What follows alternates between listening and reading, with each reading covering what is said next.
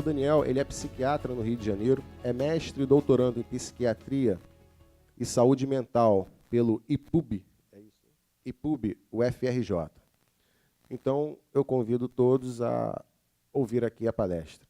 Bom, o questionamento atual do título é até hoje em dia até eu fiquei pensando, vale a pena colocar um questionamento atual, porque na verdade se discute isso há mais de 10 anos, né? Quer dizer, a possibilidade de uma questão diagnóstica dupla entre TDAH e o transtorno do espectro autista. Perfeito. Em relação à relevância do tema, eu acho que, antes de mais nada, para a gente se interessar naquilo que vai ser conversado, a gente precisa entender qual é a relevância tanto para profissionais de saúde quanto para familiares, portadores e associações de pais, ou até organizações não governamentais, que lidam com a parte toda de política de saúde. Bom, então, para o profissional de saúde, uma das questões principais é definir exatamente o que pode ser feito no âmbito médico, no âmbito terapêutico. Não adianta a gente ter algum tipo de percepção no consultório e, no final das contas, todos os órgãos de saúde que definem os transtornos, os quais a gente precisa seguir, diz uma outra coisa, né? Esse questionamento ele vem acontecendo nos últimos 10 anos, justamente por um impasse que a gente tem na questão diagnóstica do déficit de atenção, associado possivelmente o transtorno do espectro autista. Então, tanto para o acompanhamento multidisciplinar quanto para o acompanhamento médico na definição do tratamento medicamentoso, isso é fundamental. Agora, mais ainda, e especialmente nesse tipo de palestra, eu acho que é fundamental que vocês tenham interesse justamente através do que é necessário para a modificação das políticas de saúde atuais. A assistência dos planos de saúde, a forma como, na verdade, vai se definir a saúde como no ambiente público, é importantíssimo que se defina claramente a questão do déficit de atenção e a possibilidade do déficit de atenção com o transtorno do espectro autista. Bom, em relação ao histórico, não sei quantos de vocês conhecem bem a questão do déficit de atenção. Essa primeira parte do histórico ela é fundamental para entender que não é alguma coisa que apareceu de ontem para hoje, como muitos veem na mídia dizer que é alguma coisa absolutamente atual e que inventaram isso, né? Em 1854 já havia, né, algumas literatura, que não era exatamente uma literatura médica, mas era já alertando sobre crianças que tinham essa agitação, né, essa hiperatividade, uma impulsividade, e isso já foi descrito na Alemanha em 1854. Em 1902, o George Sill é o primeiro a descrever um relato, isso não era ainda um estudo como a gente tem hoje, controlado, com diversos pacientes, era um relato clínico, mas um relato já publicado num periódico científico, falando sobre crianças que tinham esse mal de hiperatividade, né? Falava-se muito pouco sobre desatenção na época, mas especialmente sobre hiperatividade.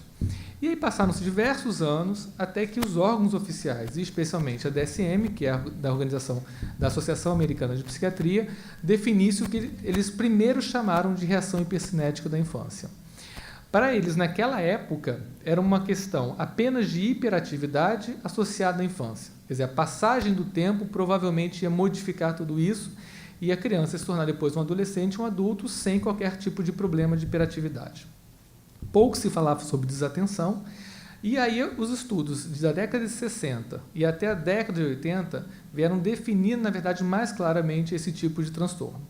Quando a gente chega na década de 80, há uma modificação do entendimento do que seria, na verdade, a reação hipercinética e se começa a falar sobre um transtorno de hiperatividade e depois falar sobre desatenção e a possibilidade de chegar esse tipo de quadro clínico até a vida adulta, no que primeiramente chamaram de tipo residual do adulto.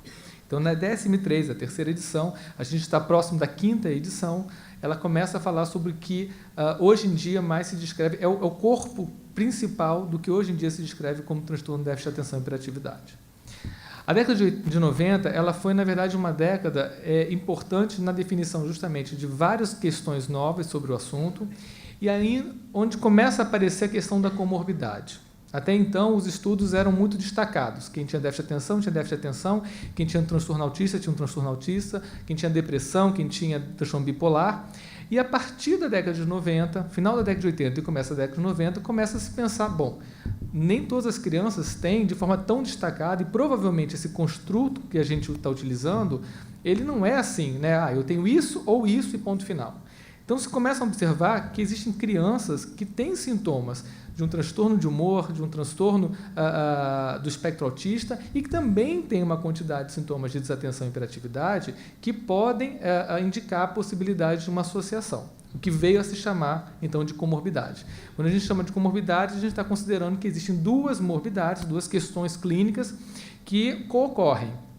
Uma não gera a outra, mas elas estão, na verdade, presentes e, de repente, precisam de um tipo de intervenção diferente para cada uma delas. Bom, esse conceito, na verdade, de espectro, que a gente fala hoje em várias áreas da psiquiatria, ele foi incluído também dentro do déficit de atenção e se começou a pensar no déficit de atenção como algo dimensional. Então, não seria, na verdade, mais aquela questão categorial. Tem ou não tem, e tem algum tipo de limite que a gente vai conseguir chegar. Hoje em dia, em pesquisa, quase não se fala mais desse tipo de categoria. E pensa-se muito mais em comprometimento definindo o diagnóstico. E, obviamente, na questão dimensional, já que o comprometimento também é dimensional. Em relação ao estudo de comorbidades, a gente, na verdade, tem a grande questão que é apresentada na DSM, que é assim, quais comorbidades, então, eu considero possíveis na coexistência, por exemplo, com TDAH? Ansiedade, depressão, tudo isso é contemplado.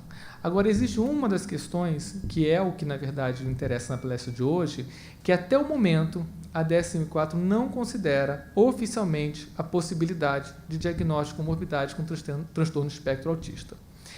Eu já faço 10 anos de consultório, posso dizer que vi frequentemente crianças com transtorno do espectro autista que não tinham uma quantidade de hiperatividade de desatenção significativa e outras que tinham.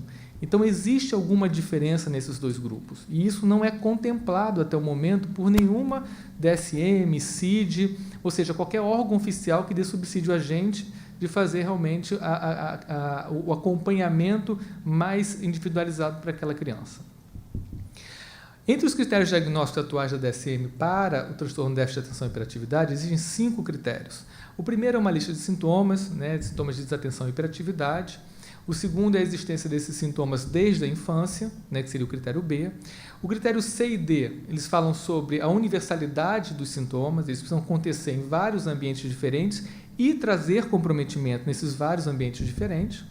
Mas eu destaquei o 5º critério, é esse que está, na verdade, exposto, no qual ele fala o seguinte: os sintomas não ocorrem exclusivamente durante o curso do transtorno invasivo de desenvolvimento, é assim que eles utilizam, na época a gente já utiliza menos esse tipo de termo, mas era o termo, na verdade, que aparecia frequentemente, esquizofrenia ou outro transtorno psicótico, e não melhor explicados pelos transtornos mentais. Então, eles consideram que, nesse momento, o diagnóstico de um transtorno do espectro autista exclui necessariamente o diagnóstico de TDAH.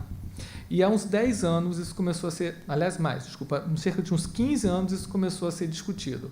Será que realmente exclui? E essas crianças que têm uma desatenção importante em hiperatividade, será que não tem que pensar nisso como um grupo de sintomas à parte da questão autística? E, no final das contas, precisa ser visto pelo médico ou então pelos terapeutas de uma forma diferenciada? Então, essa era a grande questão em impasse atual. Próximo. Bom, então, essa discussão, ela é, vamos dizer assim, de 10 anos, mas ela continua atual até hoje. Eu trouxe, na verdade, uma indicação, esse foi um congresso que eu tive o prazer de participar semana passada, em Zurique, onde um dos seminários, que é o seminário B, falava justamente dessa Challenging Trilogy, que seria, na verdade, essa trilogia desafiadora, que é, na verdade, você poder tratar crianças que possam ter um transtorno do espectro autista e também déficit de atenção, além da questão da criança explosiva, que eles tratam muitas vezes como algo à parte, não necessariamente indica TDAH e não necessariamente indica TEA. Próximo. Eu ia trazer para vocês um vídeo, ele ficou, na verdade, muito longo, mas eu deixei o slide para justamente me lembrar de conversar sobre isso. Quando eu participei, mais ou menos um mês atrás, de um programa no Futura sobre déficit de atenção, eram provavelmente 6 ou 7 perguntas que foram abertas para o público. E uma das perguntas, de cara, provavelmente uma das primeiras, foi sobre Asperger. Quer dizer, a pessoa que procurou, ligou para a televisão e fez a pergunta, queria saber qual era a associação. Então, na verdade, o que eu quis trazer agora é expor que, na verdade, isso não é uma questão apenas acadêmica ou médica. Quer dizer, as pessoas, na verdade, os familiares, os portadores, eles estão perguntando sobre isso, né? E não somos só nós, né, na academia, que nos preocupamos, ou que é alguma coisa realmente só, vamos dizer assim, técnica ou científica. Não. Existe uma questão de aplicabilidade prática e a sociedade está perguntando por isso. Próximo. Então, o que, na verdade, dizem essas pesquisas médicas, né? Essa foi uma revisão que publiquei com o professor Paulo. Essa revisão, na verdade, foi meados da década de 2000. Até então, tinha-se muito menos pesquisa, como se tem hoje, na parte de genética e hereditariedade. Então, é uma revisão sobre a parte clínica. E é uma revisão que levanta questões importantes sobre o assunto. Quer dizer, primeira questão, os sintomas de desatenção e hiperatividade em portadores de TEA não podem ser atribuídos apenas ao transtorno. Quer dizer, a questão é, se você tem um transtorno que geralmente acontece com agitação e com desatenção, será que essa agitação e desatenção, ela na verdade não é só do transtorno do espectro autista? Por que você está falando sobre um diagnóstico a mais? Essa é a primeira questão. Existe, então, se eu considero a possibilidade de um diagnóstico a mais, a possibilidade de comorbidade, dizer que existem dois transtornos diferentes, com talvez uma fisiopatologia diferente, e que precisam ser abordados concomitantemente cada um, quer dizer, uma abordagem única muitas vezes não é suficiente para tudo. Terceiro aspecto, né, são doenças, então, diferentes, existe um espectro, na verdade, e a evolução clínica de um para outro, como é que surgiu essa pergunta sobre evolução? Algumas pessoas, né, alguns pesquisadores, ao acompanhar a evolução de crianças que tinham diagnóstico, às vezes, de transtorno do espectro autista, notavam que depois de um trabalho bem feito, né, especialmente sobre as questões autísticas, muitos evoluíam com melhora clínica desses aspectos, mas com muitos sintomas ainda de desatenção e hiperatividade. Então, se pensava, bom, será que tem algum... Se eu faço uma intervenção, há uma evolução só para o que hoje se chama TDAH? Isso era uma nova questão. Então, o primeiro ponto, que é a existência ou não de comorbidade, né, a gente avaliou um artigo, uma pesquisa que foi publicada pelo Goldstein, num jornal justamente sobre autismo, e ele acompanhou o seguinte, 27 crianças com diagnóstico de transtorno do espectro autista e comparou com 20 portadores de transtorno de déficit de atenção. Nas crianças que tinham transtorno do espectro autista, 59% apresentavam também sintomas de desatenção e hiperatividade que, pelo comprometimento, pela intensidade, levava ao diagnóstico, aos critérios diagnósticos da DSM-4 para TDAH. Então, essas 59 crianças também teriam o que a gente chama de TDAH. Os autores propõem, então, uma diferença entre os grupos e apresentam dados importantes sobre o assunto. Próximo. Nesse primeiro gráfico que é apresentado, eles mostram, deixa eu tentar aqui usar o pointer, eles mostram o seguinte, que se você, na verdade, compara um grupo de crianças que tenham só transtorno espectro autista, a pontuação para as diversas escalas sobre TDAH é muito inferior do que as crianças que tenham só transtorno do déficit de atenção ou então a possibilidade de comorbidade. Então, o que eles querem dizer é que o perfil de sintomas de crianças que são portadoras de déficit de atenção e transtorno do espectro autista e crianças que têm apenas transtorno do déficit de atenção é muito próximo, enquanto de crianças que se consideram apenas tendo transtorno do espectro autista têm muito menos sintomas de desatenção e hiperatividade nas escalas utilizadas. Esse segundo gráfico, ele também é sobre o mesmo estudo, e ele mostra de outra forma isso que ele apresentou anteriormente. A quantidade de sintomas de hiperatividade e desatenção em crianças apenas autistas é muito menor do que se a gente avalia crianças que têm o transtorno do espectro autista e o TDAH. Tá? E quando você olha para crianças que têm apenas TDAH, que é esse gráfico e esse gráfico, eles são muito mais próximos da questão justamente de associação de comorbidade do que as crianças são consideradas apenas crianças com transtorno do espectro autista.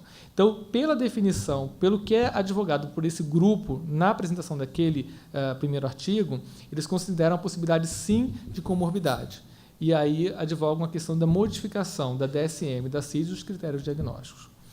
A segunda parte, aquela segunda pergunta, se existe, na verdade, uma questão de espectro único, Esse artigo publicado no European, são todos artigos, na verdade, do final da década de 90, começo dos anos 2000, eles colocam sobre sintomas autísticos em crianças com déficit de atenção. Então, eles estudam agora só o grupo de crianças com TDAH e procuram se essas crianças com TDAH têm, nas escalas utilizadas para a definição dos sintomas do espectro autista, sintomas numa quantidade relevante.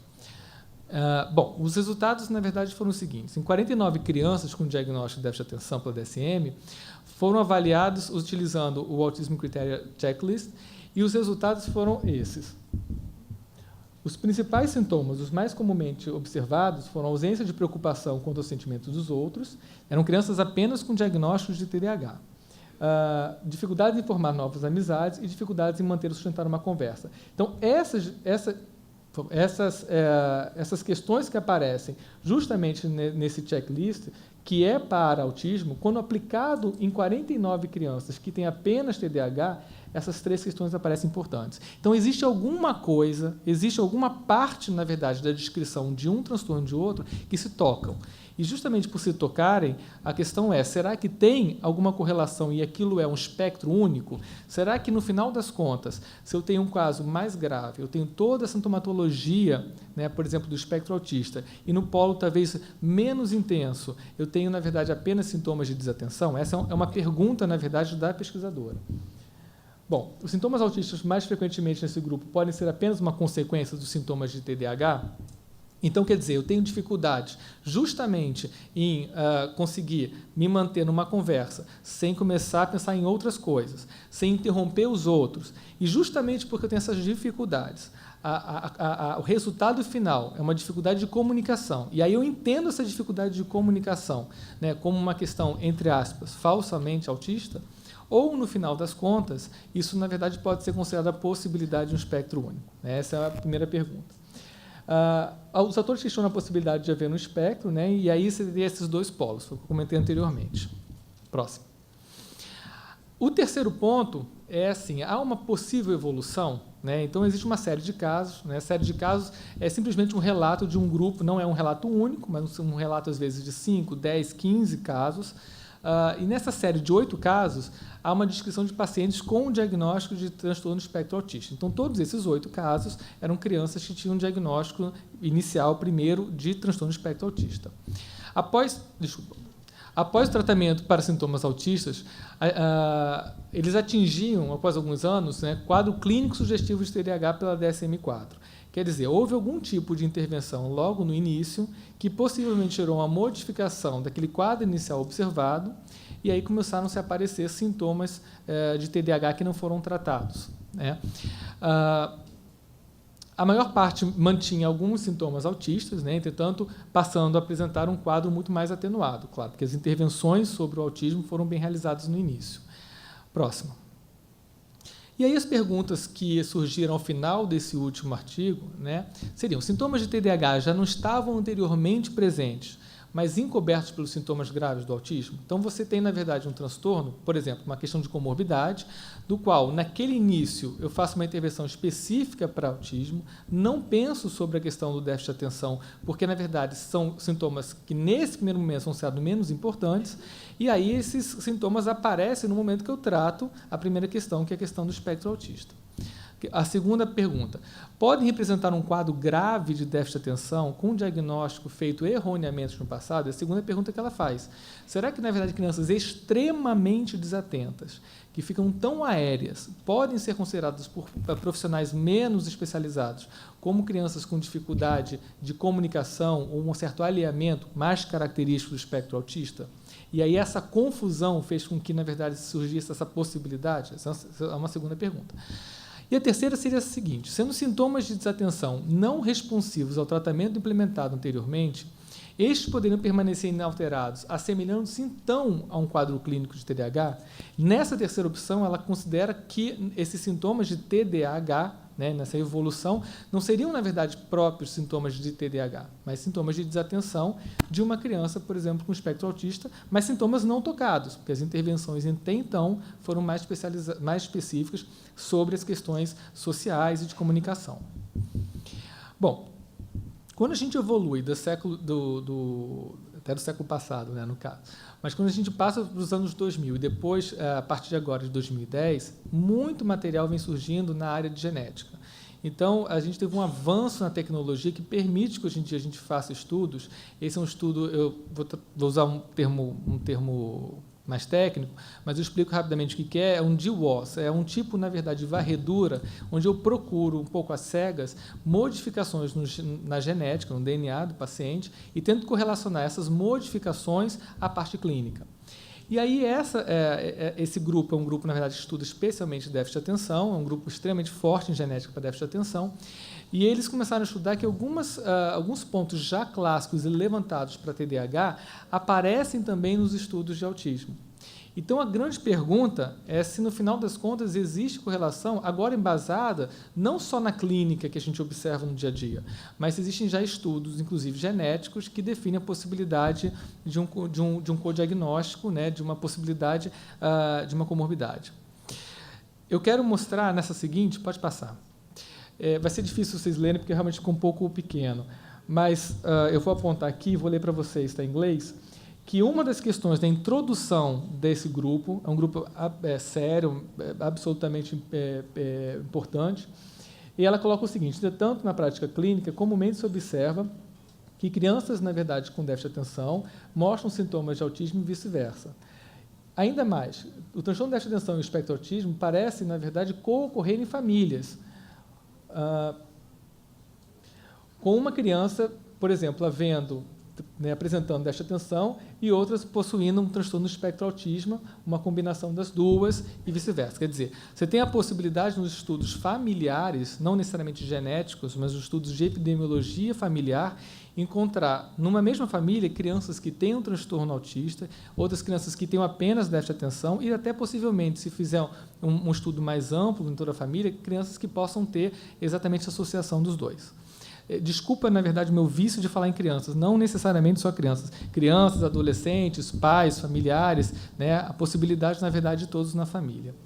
Então, eu achei muito importante essa introdução, porque já mostra de um tom levemente crítico na autora, de que ela provavelmente não considera, né, ou considera, na verdade, errado a forma como a DSM apresenta até hoje a questão de separar, né, e de que um exclui o outro. Ela já, na introdução desse artigo, em 2010, já aponta que ela não está satisfeita com isso.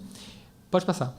E, em seguida, descreve, e, na verdade, algumas tabelas, eu trouxe uma só para representar, a quantidade de achados em genética, né, de alterações. Né? No caso, essa alteração a gente chama de SNP, é uma alteração num nucleotídeo apenas, mas alterações importantes que acontecem tanto no TDAH quanto aparecem também no espectro autista. Então, hoje em dia, pensar em coisas absolutamente destacadas e separadas, eu acho que, na verdade, é um pouco ingênuo da nossa parte. Bom, e aí? E aí onde a gente chega nisso? Porque quem acompanha, na verdade, a evolução da psiquiatria sabe que a gente está numa discussão enorme, porque em 2013, ano que vem, vai ser, afinal, publicado a DSM-5, que seria, na verdade, uma revisão de todos esses pontos que foram pensados nos últimos 15, 20 anos pelos pesquisadores da área. E aí o que se coloca hoje em dia na DSM-5 sobre a questão do déficit de atenção? Nós temos, na verdade, a proposição em 2010, em fevereiro de 2010, em duas opções, né, no caso. Uma, de não modificar em nada a questão do critério de exclusão, e a segunda, que é justamente de remover a questão do espectro autista, né, ou outros tipos do que eles chamam de Pervasive Developmental Disorders, da questão do critério de exclusão, do critério E. Tá? Entre os prós e contras, isso está publicado no site deles, é de acesso público, qualquer pessoa que quiser jogar no Google DSM-5, discussão, TDAH e tal, pode colocar que vai encontrar esse material publicado na internet. Ainda não é oficial a DSM-5, mas eles colocam toda a discussão a público para que todo mundo veja o que está sendo feito entre os pesquisadores que definem a questão diagnóstica. E aí eles colocam realmente prós e contras em relação a a remoção ou não. O pró é não haver nenhuma evidência de que o TDAH é inconsistente com a presença do espectro autista, nunca se encontrou por que retirar, isso foi, na verdade, uma definição dos pesquisadores. E a associação entre déficit de atenção e esses transtornos não é universal. né? E por isso pode existir e responder, na verdade, tratamentos TDAH sem o espectro autista. Quer dizer, na verdade, eles vão levar aqui discussões, né, prós e contras de você deixar ou não. E isso começou, na verdade, alguns anos atrás, né? Em 2010 foi publicado, ainda não estava completamente finalizado, mas já agora, no começo de 2012, já temos uma posição mais específica. Como, se vocês se lembram, mas logo no início eu expus o critério E. E agora, essa última, o novo critério E, que vai provavelmente ser definido, se vocês estiverem no jogo de 7 erros, vocês vão conseguir perceber a diferença, é que os sintomas não ocorrem exclusivamente durante o curso de esquizofrenia ou outro transtorno psicótico e não são mais bem relacionados a outro tipo de transtorno mental. E aí define alguns outros transtornos mentais, mas foi retirado a questão do transtorno espectro autista. Então, a posição hoje em dia da DSM, a posição dos órgãos internacionais, mesmo que alguns pesquisadores provavelmente não tenham queixas e isso não seja absolutamente universal, mas os órgãos oficiais vão definir cada vez mais, e provavelmente já em 2013 vão confirmar a possibilidade da associação entre os dois. Por que isso é fundamental? Por que eu estou, na verdade, usando meia hora para definir isso? Porque isso faz toda a diferença para o médico, faz toda a diferença para o terapeuta e provavelmente vai fazer toda a diferença do mundo para os familiares e portadores. Se a gente, na verdade, não tiver um olhar diferenciado para a criança que tem um perfil de sintomas do espectro autista, mas também tem uma hiperatividade e medização monstra, a gente vai tratar parcialmente, mas diversos sintomas que vão continuar prejudicando a educação dessa criança vão continuar existindo. Então, é fundamental que os órgãos oficiais que definem a questão diagnóstica, que, de certa forma, estão à frente das políticas públicas de saúde, à frente aos próprios planos os seguros, né? Nos Estados Unidos é uma discussão enorme, porque tudo que é feito tem que estar definido para que o seguro pague. Isso precisa ser discutido e colocado na DSM. E, pelo que está se desenhando, parece que na publicação em 2013 da DSM, isso já vai ser contemplado dessa forma. Obrigado.